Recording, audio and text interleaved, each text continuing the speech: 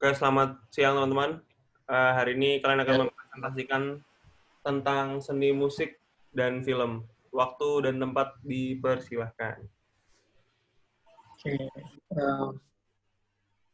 Selamat siang semua. Hari ini kita akan membahas tentang seni musik dan film sama Muhammad Fauzan dan saya Rahmat Alam. Oke, kita langsung masuk ke film form. Film form itu eh, hubungan musik dan film form. Di sini kami pakai literatur Music in Motion Pictures dari John P. Zuckerman bahwa vi, uh, musik itu dapat membantu film dari satu penggambaran kepribadian atau karakter film aktor. Jadi musik di sini bisa membantu karakter itu menggambarkan kepribadiannya. Gitu. Yang kedua ada penyediaan evaluasi subjektif untuk gambar dan gambar yang objektif. Jadi pengevaluasi ya jadi, musik itu bisa membantu untuk uh, penggambaran dari gambar yang secara objektif gitu. Tiga, penekanan pada tindakan. Jadi biasanya penekanan pada tindakan itu banyak pada horor, biasanya pada mungkin kita bisa itu kayak pada jump scare gitu. Jump scare kita bisa menekankan suatu tindakan dengan musik yang juga sama punya maksud yang sama gitu. Empat, kita punya menyampaikan cerita, ya menyampaikan cerita dengan nada-nada yang ada. Dan lima, mengingatkan peristiwa masa lalu. Jadi mungkin misalnya satu scene kita menggunakan tema dengan satu melodi, melodi tersebut dapat digunakan lagi untuk mengingat masa yang lalu, untuk flashback itu.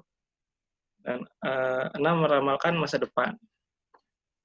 Itu beberapa nada-nada memang uh, uh, di sini tuh kayak bis, uh, bisa menggunakan nada-nada untuk uh, secara tidak sadar memberikan tahu penonton bahwa misalnya seperti akan ada yang terjadi. Biasanya bisa menjadi musiknya duluan, akan menjadi satu perubahan, nanti ceritanya akan mengikuti.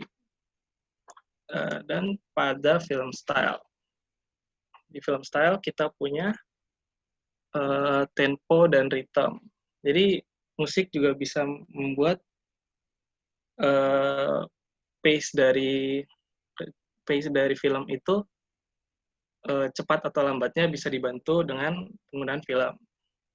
Isyarat dan aksentuasi itu juga sama kayak tadi penekanan gitu, mana buat nada itu dia memberikan isyarat aksentuasi. Tiga, perwarnaan nada, seperti kalau misalnya satu adegan diiringi dengan misalnya dengan chord G mayor akan memiliki perbedaan warna dengan G minor dan sebagainya. Empat, struktur tematik panjang dan perkembangan itu seperti kesempatan musik yang terbatas dalam film itu tetap bisa memberikan kesan dalam sebuah adegan.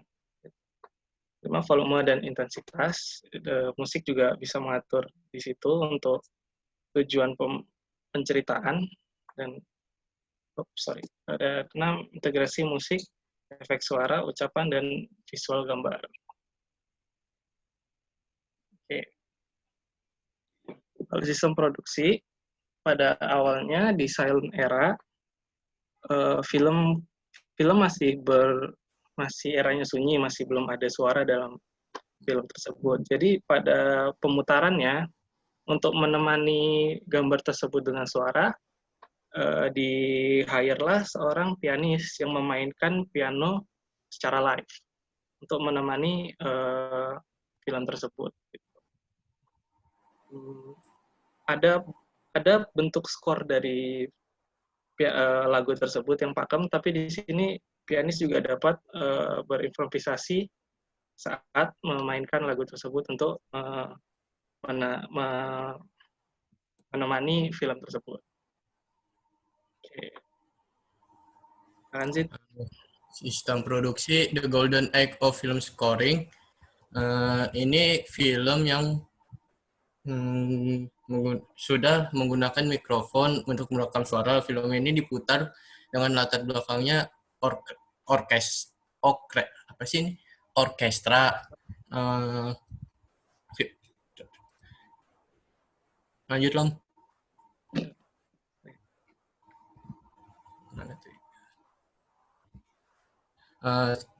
Pop, jazz, and western.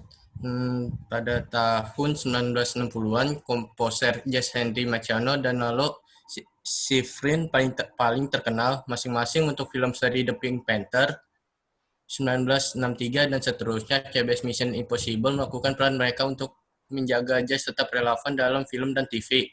Komposer Inggris John Barry hampir sendiri mengedefinisikan suara film mata-mata dengan skor jazz Simon Vick dan Francis film James Bond yang populer itu dengan ciri khasnya tersendiri dengan film mata-mata. Lanjut, Lam.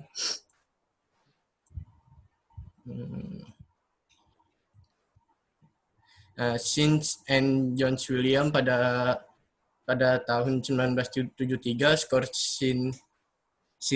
synthesizer atau sutradara atau komposer John Carpenter untuk Dark Star memperluas dunia soundtrack di luar musik simfoni, jazz, dan pop, memperkenalkan kosakata baru, arpeggio yang terkomputerisasi, dan teknologi lainnya. Soundtrack ini dibuat membutuhkan enable instrumen untuk melakukan musik, dan sementara orkestra sendiri sering terjadi dari puluhan musisi. Satu individu dapat memprogram dan seluruh skor scene.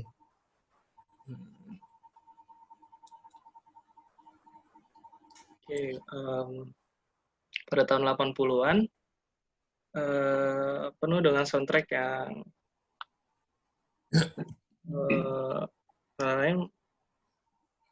Spotlight Score memainkan biola kedua dengan membicarakan lagu-lagu ini. Pada tahun 80-an ini udah mulai musik di scoring musik itu menggunakan komputer. Dimana tadi tahun 70-an udah mulai alat musik synth itu udah mulai naik. Jadi tahun 80-an ada teknologi baru untuk menggunakan komputer di situ. Udah digital semua gitu. Dan kayak untuk 90-an sampai sekarang musik sangat musik tuh berkembang dan film juga berkembang gitu. Maksudnya dalam konteks skor kita masih kadang tuh masih menggunakan orkestra, masih menggunakan live music gitu untuk merekam musik-musik tersebut. Tapi sekarang karena sudah menggunakan komputer semua rekaman tersebut tidak ada yang pergi ke pita, semuanya menggunakan workstation audio digital atau kalau orang musik nyebutnya pakai DAW. Dan kadang kalau misalnya kita juga belum bisa untuk meng-hire pemain sebanyak itu untuk orkestra, kita juga bisa menggunakan instrumen virtual. Atau orang bisa nyebutnya VST. Ini sekarang sudah baik menggunakan komputer dan musik juga tidak ada batasnya lagi untuk dibuat. Baru distribusi kita punya soundtrack. Track adalah rekaman musik yang menyertai sinkron dengan film. Di sini kita konteksnya film. Ciri secara komersil seperti yang ditampilkan pada film gitu, dan berisi rekaman suara yang disampaikan.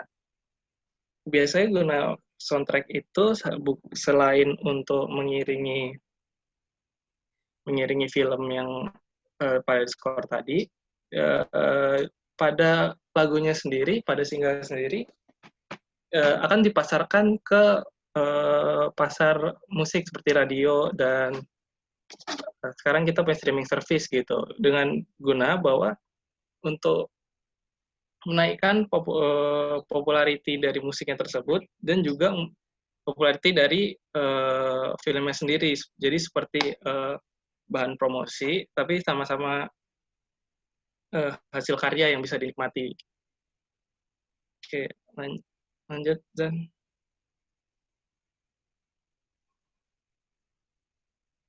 Lu masih mute tuh. Oke. Album skor film sebenarnya kagak menjadi populer pada sampai era LP. Nah, sebenarnya skor film itu kan kalau dari menurut ini adalah musik orisinal yang ditulis khusus untuk mengiringi sebuah film, ya kan? Nah, itu jadi buatan untuk backsound pada film tersebut.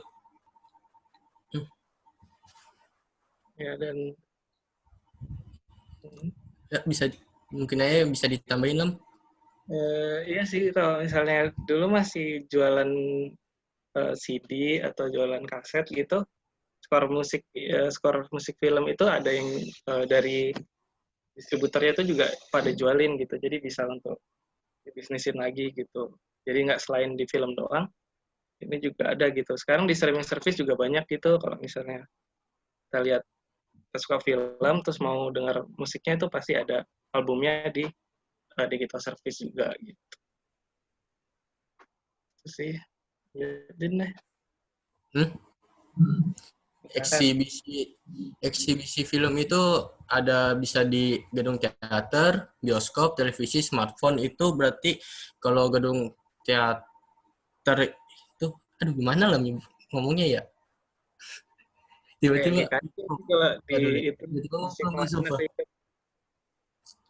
Gedung Seni Jakarta tuh kemarin masih ngeplay udah film di situ. Udah nggak ada. Iya sih. Kayak gitu.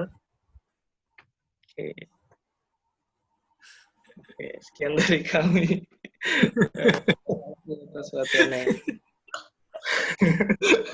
Udah, cukup. Udah. Oke, kalau gitu. Oke, silakan Bang Kudun jika ingin menambahkan. Nampak kebingungan ya. Oke, kalau dari gue sebenarnya ya ada cukup lengkap lah. Tapi dari yang pertama aja, ngomongin tentang film form kayaknya nggak segitu sophisticatednya nih Lam, kayaknya Lam. Kalau itu kan cenderung point of view-nya dari musiknya.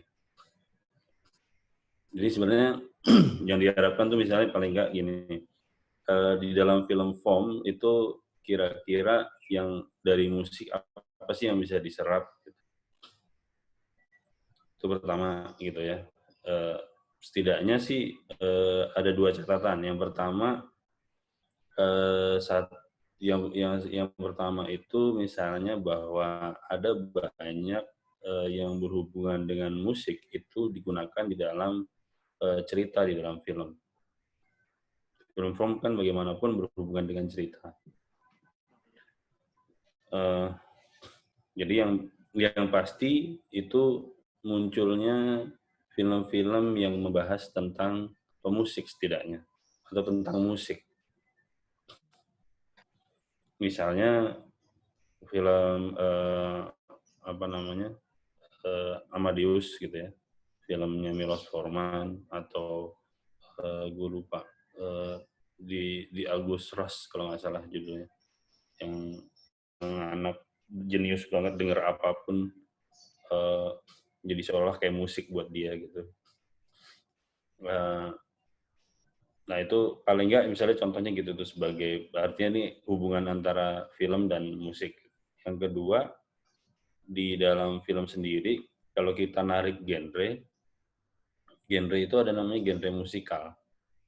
Ya walaupun di situ ada apa namanya, ada tariannya, tapi penyebutannya sendiri udah musikal, artinya aspek musik itu kemudian lebih apa namanya, lebih kental gitu ya, lebih dominan gitu sebenarnya. Karena memang musik itu menjadi hal yang paling mendasar di situ, karena memang film musikal ada yang menggunakan tarian dan tidak. Jadi nggak semua film musikal pasti pakai tarian gitu, nggak juga. Karena ya contohnya misalnya kalau gue boleh nyebut misalnya kayak film Pink Floyd The Wall misalnya, itu kan hampir nggak ada tariannya mungkin, ya gitu. Itu dari aspek film form. Terus kalau dari aspek film style, yang pertama itu sebenarnya masuknya di editing. Ini tolong lo catat ya, karena lo harus harus revisi buat apa namanya, buat teman-teman yang lain soalnya. Jadi di editing itu setidaknya ada dimensi yang disebut dengan dimensi ritme. Dimensi ritme ini ya pastinya berhubungan dengan musik sebenarnya, karena seni yang menggunakan aspek ritme secara fisik dan terdengar itu musik gitu. Jadi editing ini artinya aspek dimensi ritmis ini menjadi sangat bergantung dengan aspek suara, dan dasarnya sebenarnya pada aspek nada sebenarnya di dalam, terutama nada itu kan adanya di dalam musik. Terus nah yang ketiga, yang selanjutnya adalah bahwa ya udah pasti musik berhubungan sama suara, penataan suara. Di dalam penataan suara sendiri ada aspek apa namanya, dari mulai dimensi ritme sendiri di dalam suara ada, fidelity ada. Dimensi fidelity kan juga sebenarnya ini berhubungan juga dengan aspek bagaimana suara itu bukan sekedar jernih, bukan sekedar murni gitu ya, tapi juga bagaimana suara ini juga tepat untuk satu peristiwa tertentu gitu. Oke, terus nah sebenarnya ada tambahan, ini mungkin cuma buat tambahan ya, terserah lo mau masukin atau enggak. Jadi misalnya karena ini sebenarnya contoh kasus, jadi di beberapa sinematografer di Prancis itu kalau mereka dapat proyek yang menggambarkan suasana di Asia, terutama Asia atau Asia Tenggara. Nah biasanya misalnya itu persawahan gitu, pemandangan luas gitu. Nah itu mereka biasanya untuk membuat gerak kamera, mereka biasanya mengikuti satu musik. Nah cuman gue lupa musiknya apa. Gue dapat infonya dari Fauzan Rizal soalnya. Jadi musik itu yang selalu mereka pakai untuk jadi kayak acuan buat menggerakkan kameranya, gitu.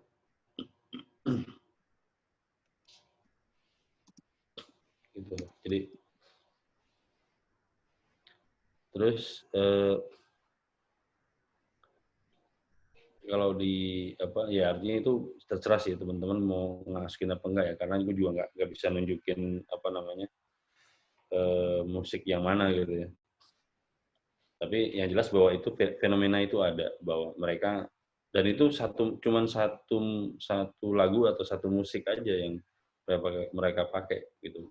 Pokoknya begitu mereka mau bikin entah panning, entah tracking dan lain-lain, begitu pergerakan itu acuannya mereka selalu dengerin musik itu untuk bikin shotnya gitu. Oke, itu dari film style. dari produksi film tadi sebenarnya udah banyak banget tuh tadi udah dijelasin tentang musik scoring gitu ya. Nah cuma mungkin ada yang salah tempat tuh Mat, kalau ini ya mau Fauzan. Jadi kalau pada film bisu sebenarnya posisi musik scoring itu sebenarnya posisinya pada di eksebisi, karena dia ditempatkan ketika berbarengan dengan film diputar. Ya. Jadi di posisinya di eksebisi itu yang nah kalau yang sebelumnya yang lain setelah yang film bisu, nah itu silahkan deh lo mau masukin di situ, tetap memang itu tempatnya gitu. Nah terus kalau distribusi tadi juga udah apa namanya distribusi tadi soundtrack ya benar udah. Nah mungkin yang harus lo tambahin adalah bagaimana kalau tadi kan bagaimana musik itu digunakan atau berperan di dalam film. Nah ini juga ada hal yang bisa lo balik. Bagaimana aspek film itu dalam artian audiovisual ya, bisa visualnya aja, bisa juga dengan audionya. Itu kemudian diserap ke musik. Jadi artinya kalau yang tadi sudut pandangnya dari film, nah ini sudut pandangnya dari musik, gitu. Yang pertama paling nggak lo bisa ngomongin bagaimana industri musik kemudian menggunakan film sebagai alat untuk distribusi dan promosi. Nah, artinya film di sini misalnya munculnya video-video musik. Karena video musik, gue nggak mau nyebut istilah video klip ya, karena itu istilah yang salah. Jadi ketika nanti lo tulis, tolong ditulisnya adalah video musik. Atau bahasa Inggrisnya musik video. Jadi video musik ini kan sebenarnya awalnya adalah kalau lo lihat video-video musik yang sebelum tahun 80-an, pertengahan 80-an, itu kan cenderung orang lagi manggung atau band lagi manggung di shoot. Cenderungannya begitu. Nah, setelah munculnya film Pink Floyd The Wall terutama, video musik kemudian berubah. Kenapa? Yang tadinya cuma sekedar orang nyanyi, kemudian diberikan satu ilustrasi, ada penggambaran gitu. Bisa dari liriknya, bisa dari musiknya, mood musiknya gitu, mood suaranya, bisa juga dari mood lagunya gitu. Nah itu yang kemudian gambaran-gambaran ini yang kemudian digunakan oleh musik untuk istilahnya menjadikan film tersebut kita sebut dengan istilah video musik. Gitu. Itu yang pertama. Yang kedua, di dalam konser-konser musik itu juga kemudian banyak digunakan